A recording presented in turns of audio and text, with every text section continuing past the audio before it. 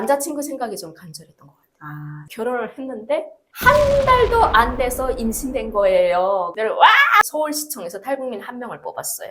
오십시오 선생님, 제가 밥 사드릴게요. 서울시청 밥 맛있어요. 서울시청선 가봐야 되는 거 아니에요? 북한에서 그렇게 굶다시피 힘들게 고난의 행군을 겪진 않았나 봐요. 그래도 여기 한국에서는 먹고 사는 거는 해결되었을 거 아니에요? 사람이 먹는 게 중요한 게 아니고 그 네. 어떤 정서, 나는 그 당시에 엄청 그 정과 정서, 외로움을 많이 탔었나 봐요. 왜냐하면 남자친구 생각이 좀 간절했던 것 같아요. 아, 솔직히 말하면 남자친구 생각이 간절했고 내가 이제 북한에 가면 지탄받을 것도 알았어요. 근데 나는 가면 결혼해서 국고성을 뜰 것이다 이 생각을 했던 것 같아요. 그리고 이제 북한에서 옥수수밥은 겨우 먹고 살았어요. 그러니까 저희 어머님이 이제 장사를 하시다 보니까 사람이 이 밥 먹고 옥수수밥 먹는 게 중요한 게 아니다. 물론 그 사는 환경에 어떤 무리가 있는가에 따라서 내가 스트레스를 덜 받는가 더 받는가 그거에 따라가는 거네. 그래서 순간적으로 홧김에 그 생각이 잠깐 들었었어요. 그러니까 너무 적응이 안 되니까 흰쌀밥에 포기하고 옥수수밥을 먹더라도 다시 북한을 가볼 거라는 그런 생각이 했다는 잠시 거네요. 잠깐 들었는데 지금 생각하면 엄청 어리석고 철이없고 한심한 생각을 했는데 그때 그 순간에는 정말 내가 서럽게 울었다니까. 집에 와가지고 동생이 볼까봐 내가 입을 쓰고 울었다니까. 그러니까 집에 와서도 그 울음이 굳히지 않아가지고 입을 쓰고 막 이러며 울었다니까. 내가 생각을 해보면. 탈북민들 뭐 탈북자라 한다, 탈북민이라 한다, 세터민이라 한다, 북한 이탈주민이라 한다, 많은 용어들로 지금 논쟁을 하는데 저는 이런 말을 하고 싶어요. 탈북 어린이라고 말하고 싶어요. 한국의 정착에 있어서는 저희는 탈북 어린이다. 저 지금 8년, 9년생 되어 있고 지금 20년생 되신 겁니다. 그럼 이제 성인이세요. 이제는 자립적으로 살으셔야 됩니다. 지금은 탈북자라고 해도 예 그렇습니다. 탈북민이라고 해도 예 그렇습니다. 세터민이라고 해도 네 맞습니다. 뭐 혼토민이라고 해도 네 맞습니다. 뭐 북향민이라고 해도 네 그렇습니다. 북한 이탈 주민에도 그런 거 가지고 저는 스트레스 안 받아요. 어떻게 부르던 간에 북한에서 제가 금강강이나 압록강 넘어온 건 사실이잖아요. 그렇죠. 변함이 없죠. 그거 가지고 나 뭐라 하잖아요. 어떤 사람들 탈북자 한다고 하면 기분 나쁘다. 그럼 수학자는 어떻게 생각하는데? 맞아. 물리학자는 어떻게 생각하는데? 과학자. 그냥 다 같은 의미인데 그냥 거기에 왠지 조금 그 선입견, 뭐 편견 같은 걸 좀 더하면 좀 더 그렇게 들리겠죠. 그래서 대학 공부를 했다고 내가 들었어요. 이제 아까 이제 슬픔에 차가지고 그래서 이제 교회를 나갔다가 어떤 분이 대학에 가시래요. 난 무슨 대학 가야 되지요? 했더니 너 뭘 잘했지? 이러는 거예요. 그래서 저 북한에서 선전선동 뭐 프로파간다 이쪽으로 좀 일을 했었는데 그러니까 야 그러면 신문방송학과나 강공학과가 딱이잖아 막 이러는 거예요. 근데 제가 그걸 좀 알아봤어야 되는데 그쪽으로 일단 갔어요. 그게 중앙대학교를 갔단 말이에요. 갔는데 중앙대학교 가서 1년도 안 돼서 남자가 생긴 거예요. 연애를 하게 됐는데 지금 이 대학교 1학년 후기 지금 끝나가고 있는데 계속 결혼하자고 저한테 그냥 찰싹 붙더라고요. 근데 제가 사실은 그때 나는 대학교 4년 졸업할 때까지 결혼하면 안 돼. 우리 그때까지 일을 악물고 기다려. 뭐 이렇게 했어야 되는데 북한에 두고 남자친구 생각이 너무 간절하게 나는 거예요. 그리고 거기서 죄책감이 오는 거예요.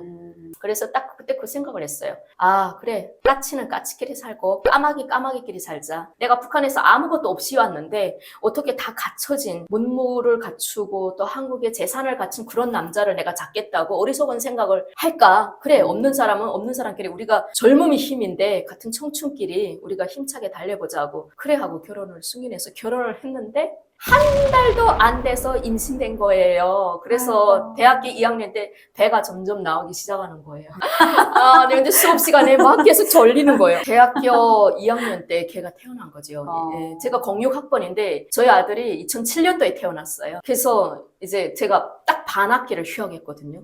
반학기를 휴학하고 또 대학교에 또 바로 복학해가지고 다니다 보니까 딱 4년 반을 다녔어요, 제가. 4년 반 만에 졸업을 했는데 그 애가 지금 18살이 됐다는 거 아니에요. 근데 그 애를 키우면서 대학교 공부한다는 거는 솔직히 말하면 제 청춘, 제일 행복하고 찬란한 시절이잖아요, 어찌 보면. 근데 애들이 다 이런단 말이에요. 언니 북한에서 이런 거 체험 못했으니까 우리 당구 치러 가요 하는데 나는 빨리 가서 애기를 어린이집에서 찾아서 케어해야 돼요. 그러니까 애들하고 당구 치러를 가겠어요? 그 다음에 저희 친구들, 저희 나이 또래 애들은 있잖아요. 야야야, 지영아, 뭐 이번에 군열날 나이트클럽 가자 이래가지고 나이트클럽은 한 번도 못 가봤다니. 야, 애기가 있어 나이트클럽 못 가?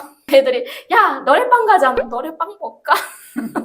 나 진짜 대학교 다닐 때 널로 한 번도 못 다녀봤어. 집에 오면 아기를 찾아가지고 그 애부터 케어하고 밥 먹이고 기저귀 갈고 샤워시켜서 빨리 재우고 하면서 또 컴퓨터로 또 작업해야 돼. 숙제, 과제 해야 돼요. 그러니까 솔직히 말하면 31살까지 제 청춘이 없었지요. 아이 키우는데 솔직히 말하면 제 청춘을 바쳤어요. 그래서 저희 아들 보고 그래요. 야, 너는 엄마가 내 청춘을 바쳐서 키웠으니까 공부 잘해야 돼. 근데 아기는 뭐 혼자서 육아를 하면서 키운 거잖아요. 아니요. 2008년도인가 9년도에 어머님이 딱 왔단 말이에요. 아, 어머님이 탈북해서 온다면 또 어머니한테 쫙 맡기고. 그래, 잘했네.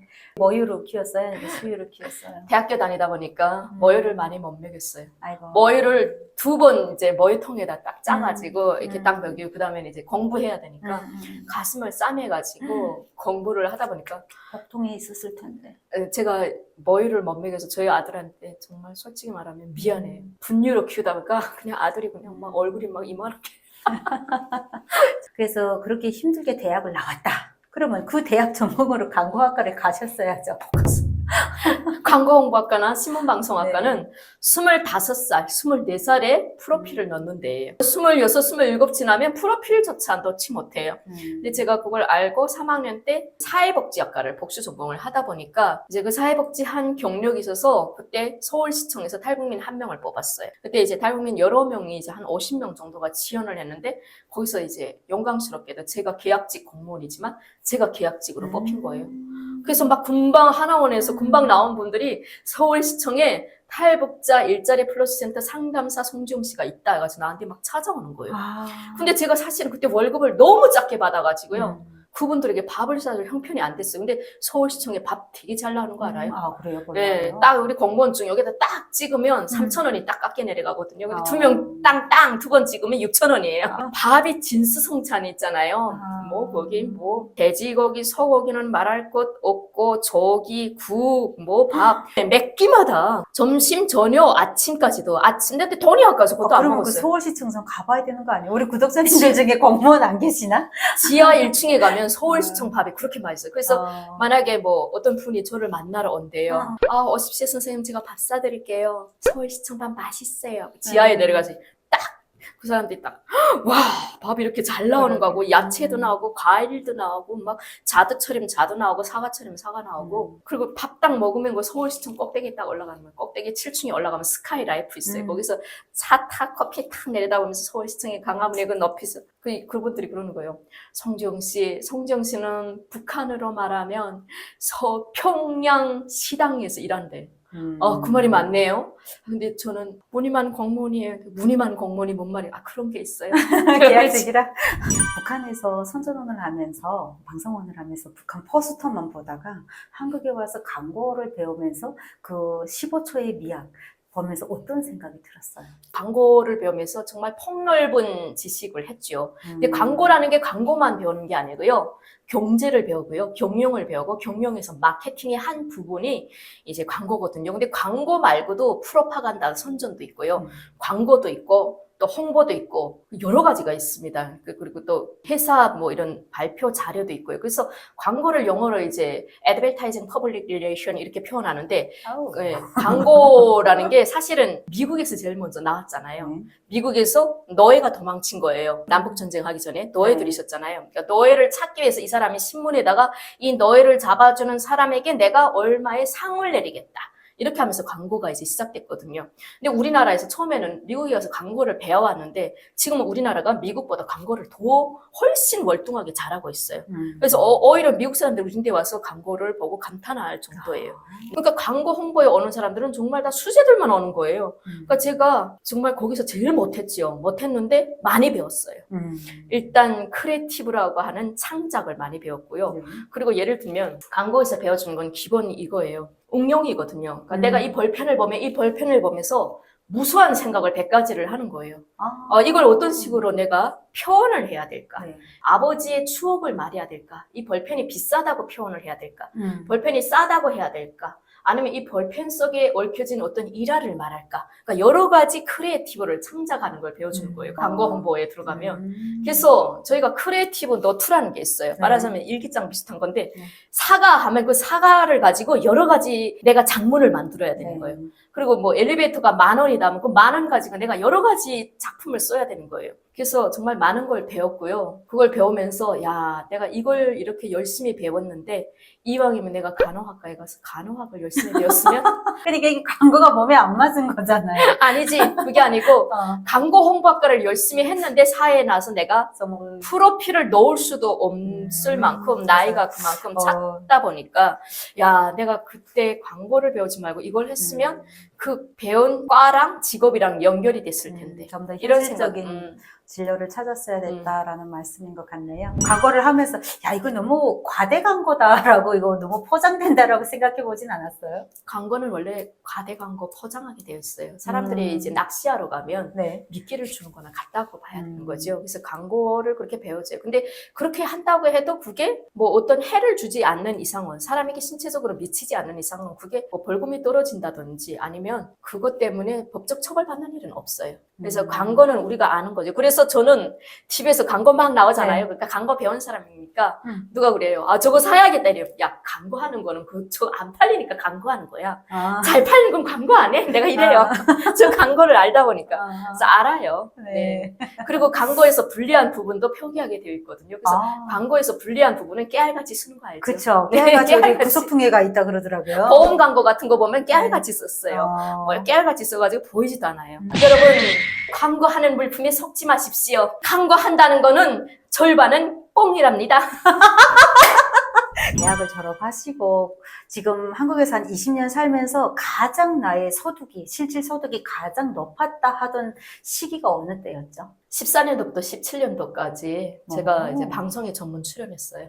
아, 그래요? 아, 네네. 그러니까 그게 이제 내가 출연하고 싶어서 출연한 게 아니고 서울시청에 있으면서 이제 제가 신문에 났거든요. 근데 신문에 났는데 TV조선에서 저를 찾아왔고 MBN에서 저를 찾아왔어요.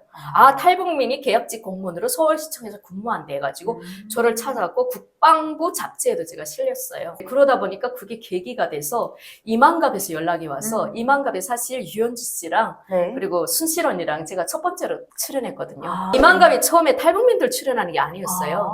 뭐 이제 한국에 6.25 때 헤어진 어르신들 찾아가서 이제 만나러 갑니다 이렇게 했었는데 실향민들. 네, 2012년도 12월 달에 유현주 씨 그리고 이순실 언니 저 이렇게 3명이 출연했어요.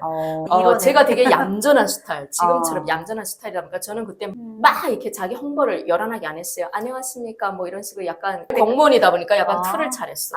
근데 순실 언니는 있는 거 그대로 와 막 이 말하고 또 유현주 씨가 또 대단하지. 거기서 비겁한 자야 갈라면 가라 뭐 우리들은 끝까지 붉은 길을 지키리라 뭐 이거 했어요. 그래서 거기서 막 터진 거예요. 히트 쳤어 아야.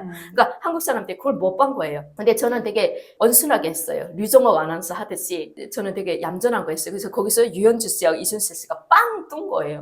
그리고 2번인가 나가고 전 또 공무원이다 보니까 눈치가 보이는 거예요. 그래서 몇 번 전화 왔을 때 안 나갔어.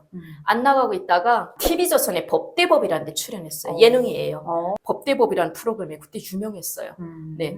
거기에 이제 출연을 했는데 이제 여러 시사에서 연락이 와서 제가 이제 발음이 정확했잖아요. 네. 그리고 전달력이 좋았는지 여기저기 기사님들이 막 전화 오다 보니까 제가 MBN 갔다, YTN 갔다, TV조선 갔다, 연합뉴스 갔다, SBS 갔다, KBS 갔다 막 이렇게 막 뱅뱅뱅뱅 돌았어요. 그러다 보니까 제가 시사로 완전히 돌아버렸어요. 그러니까 시사는 생방인 거 알죠? 라이브. 근데 이제 예능 같은 거는 앞에 프롬프트 다 있고 예능은 뭐 이제 틀리면 뭐 다시 하면 되고 편집하면 되는데 시사는 딱 이렇게 앉아서 우리가 방송하면 그게 바로바로 전파돼요. 그리고 이게 반복이 없어요. 그러다 보니까 정신 집중해서 해야 돼요. 그리고 이제 MC가 뭘 물어보는가에 따라서 정확하게 이제 대답해야 돼요. 그러다 보니까 제가 한 3년 동안 그걸 했던 것 같아요. 그렇게 하면서 제가 14년도 후반이었나 15년도 초에 제가 서울시청에 사표를 냈어요. 사표를 내고 내가 그냥 강연하고 방송으로 돌아야 되겠다고 사표 내고 나와버린 거지. 그랬었구나. 아이고 참 대단했습니다. 정말 탄광에서 선전원으로 있던 방송원으로 있던 사람이 대한민국 와서 시사 채널에서 북한의 목소리를 낼 수 있었다? 뭐 우리 옛날 말로 개천에서 영난 거 아닙니까 여러분? 그런 것 같아요. 그때 이제 유명한 사람들 다 만나봤죠. 대한민국의 1호 박사라고 하는 안찬일 박사님, 강철한 씨, 뭐 탈북 단체장들 TV에 나오시는 분들, 한국의 그 유명하신 분들, 정말 많은 분들이랑 같이 방송을 많이 했었어요.